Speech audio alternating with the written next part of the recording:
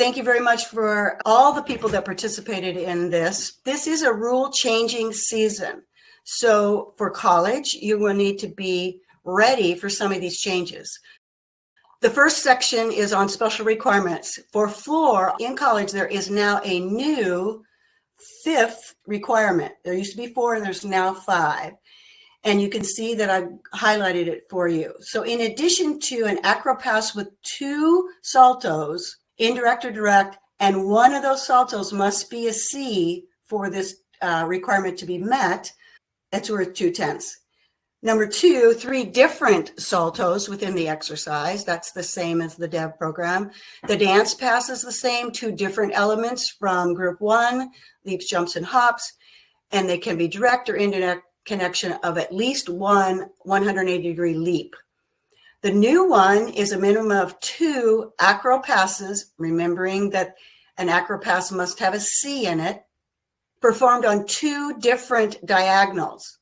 So you go from left to right or right to left. You can't go back down the same diagonal to meet this requirement. And the last pass requirement must be a C acro pass, isolated or in an acro connection. The next reminders have to do with connection value. All of these are the same as the developmental program with the exception of this direct acro, and I'll explain that more on the next slide. But a BB acro, lay, will not in college get a connection value, but a direct acro CC goes up to 3/10. The other thing that's different in college is that it's allowable to do a turn into a jump. It's okay in college. The combinations are a CC for 1/10 or a CD for 2/10. Next slide is the exceptions for college. So again, the turns are an exception. The front lay to front lay BB gets no connection value, and it will not count for the 2 acro requirement because there's no C in it. So that's important to remember. The 2 acro CC is 3. Then things that changed this year. To get bonus, you used to be able to do a double flipping salto as your last salto. But if it's in a 2-pass routine, you must have it in connection value, meaning like a front through to a double back. You must have that to meet this additional bonus for floor. If it's a 3 acro pass, the last salto can just be a plain double flipping salto. That has not changed. What changed is the requirement for a 2 acro pass. Next, reminders, this is nice on floor. There's very few exceptions, but in collegiate floor, a front pike has been devalued from a B to an A. So it's very important that you pay attention to the body position of the forward salto movements. The 3 dancing elements that go up in value are the stag ring jump full, goes from a C to a D. A switch side half and a switch side 3/4 both go from C to D. And you will see those today and throughout the season. Compositional deductions. Remember in college, you don't apply the ones that we do for DEV. These are the only acceptable compositional deductions. They must show an A backward salto for 1/10. They must show a minimum of an A forward or sideward salto, and aerials do not count. Insufficient distribution of elements is 0.05, difficulty not maintained or in just one section. Insufficient use of the floor area spatially, 0.05. And then the one that sometimes is missed and not paid attention to is the lack of a dance bonus from groups 1 and 2. It can be either in connection value of 1/10 minimum or a singular DE dance element. So it's important to apply those deductions only for college. These are the ones that you can apply. All right, we are now talking about up to the level. So when you are not up to the level, you receive a deduction of 1/10. In college, what does that mean? So here it is, for all floor routines, you must have in order not to receive this 1/10 deduction, at least one E acro or dance element, or if you don't have the singular skill, two different D elements, one of which needs to be an acro D.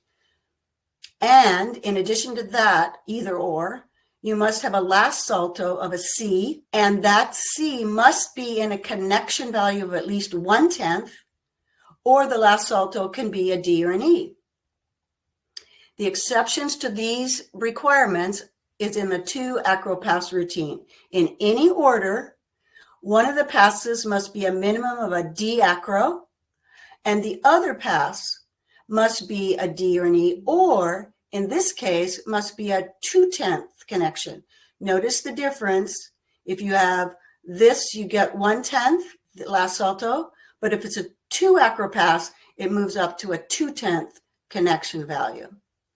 You would display the orange card that's provided for you when you display your start value and your score. It's a simultaneous display, UTL, start value, and score. Throughout the FloorX routines, these are the same as the DEV program. These should be applied if you witness. Artistry is the same, up to 3. Lack of variety in choreography, unnecessary steps into the corner can be noted. Quality of movement to reflect your personal style, and quality of expression. Up to 3 for incorrect body alignment or posture in the non-value parts. The next section is up to 3 for relaxed or incorrect footwork in the non-value parts. In music, up to 3 for a poor relationship between music and movements. Up to 2 for insufficient dynamics throughout the exercise. And the last is rhythm and tempo, insufficient variety. Incomplete routines. This happens quite often, actually. So I'm going to go through this a little bit, and then at the end, we'll show you an example. If there is an incomplete routine, she starts her floor routine and injures herself, she cannot continue. Judges are required to calculate their start value independently and their score and submit it to the chief judge. New this year, if it's an impossible start value or the scores are out of range, the chief judge may postpone the conference to the end of the rotation. This is new, and the chief judge would display a red card that says delayed conference. This allows you to wait, go on to the next gymnast, and then the conference would take place at the end of the rotation to complete the scores. Hopefully that transition period between rotations would allow enough time. Then on floor, the chief judge needs to make sure that the timer has stopped the clock, the timer when they have a short routine, because if it's shorter than 30 seconds, the chief judge would apply the 2 points off the average for being short. All right. Equipment specifications on floor. College is different than the development program, so you need to be prepared what you do when. They are team deductions, comes 2/10 off the team for each occurrence. So what's allowed? You may mark an arc in the corner, that's allowed, no deduction. A tape may not be placed in the center of the floor exercise mat, for example, to show where you would take off. If they did that, that'd be a 2/10 off the team for each occurrence. The tape line measurement is from the outside of the tape line or border. Important to know this when it's a two-tone carpet, that the tape would be inside the skirt. Coaches must clearly mark with tape the additional mats.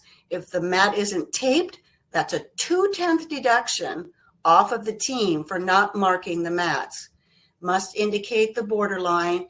If it's a two-toned carpet, the tape line must match the inside carpet, because you remember that the tape line is good, so the carpet is good, the tape is good.